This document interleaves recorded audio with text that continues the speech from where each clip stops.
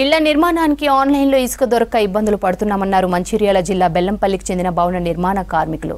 Slot book చేసి డబ్బులు చెల్లించినా ఇసుక సరఫరా కావడం లేదన్నారు. దీంతో పనులు లేక ఖాళీగా ఉండాల్సి వస్తోందని ఆవేదన వ్యక్తం చేశారు. బెల్లంపల్లిలోని తాపీ భవనం నుంచి తహసీల్దార్ కార్యాలయం వరకు శాంతియుత ర్యాలీ నిర్వహించారు. ఆర్డీఓ తహసీల్దార్లకు వినతి పత్రం ఇచ్చి సమస్యను పరిష్కరించాలని కోరారు భవన నిర్మాణ కార్మికులు.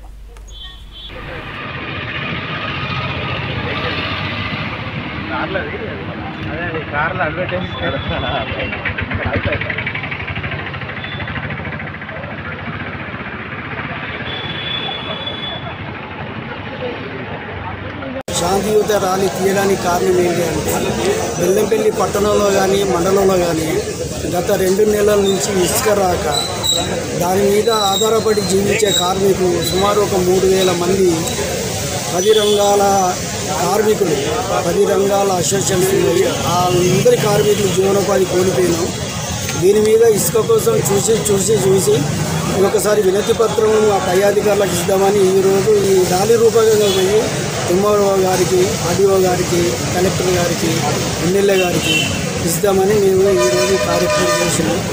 ఈ కార్యక్రమాన్ని పై అధికారులు స్పందించి త్వరలో ఇసుక పంపించి మా జీవనోపాధికి తోడ్పాటు చేయాలని, మా వృత్తికి వాళ్ళు సహకారం చేయాలని